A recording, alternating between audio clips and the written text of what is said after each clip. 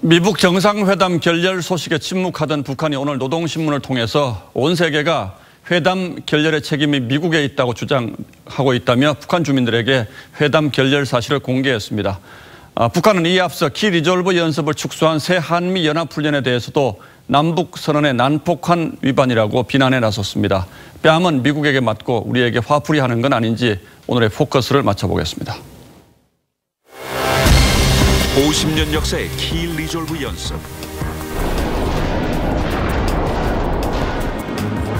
올해부터 이름이 바뀌고 기간도 절반으로 축소됐죠. 사실상 폐지된 셈이지만 북한은 한반도 평화에 역행하는 새로운 합동 군사 연습을 개시했다며 미북, 남북 선언들에 대한 난폭한 위반이라는 비난 성명을 내놨습니다.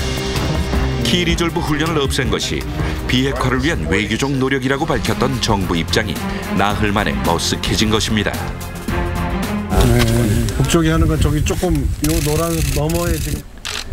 남북은 지난해 9.19 군사 합의에 따라 올해 4월부터 비무장지대 내 전사자 유해를 공동 발굴하기로 했습니다. 4월부터 유해 발굴 작업에 들어가면 훨씬 많은 유해를 발굴하여 각각 유해 발굴단을 구성해 서로 통보하기로 한 약속을 우리 정부는 지켰지만 북한은 여지껏 답도 없습니다.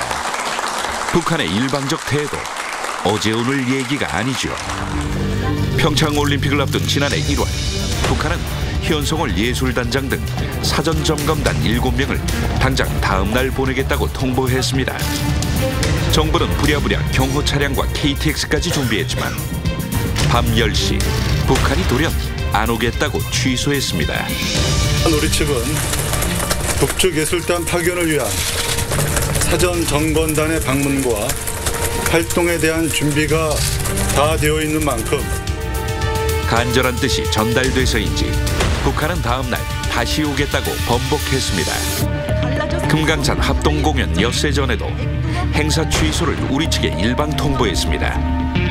지난해 5월에는 남북 고위급 회담을 당일 새벽에 취소해버리기도 했습니다.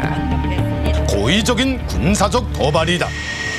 당시 북한은 10년째 실시해온 한미 정례 훈련인 맥스 썬더를 갑자기 빌미로 삼았습니다.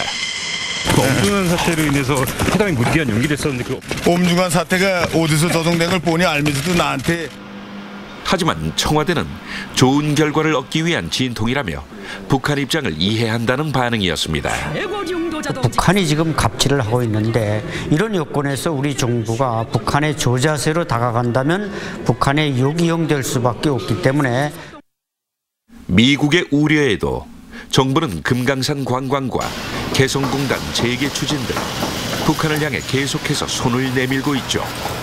남북 협력 사업들을 속도감 있게 추진해 주기 바랍니다. 미국과 회담이 결렬되자 트럼프 발길을 돌리려고 동분서주했다는 북한. 미국에 뺨 맞고 우리 정부에 화풀이 하는 건 아닌지. 정부는 이런 북한을 언제까지 짝사랑할 것인지.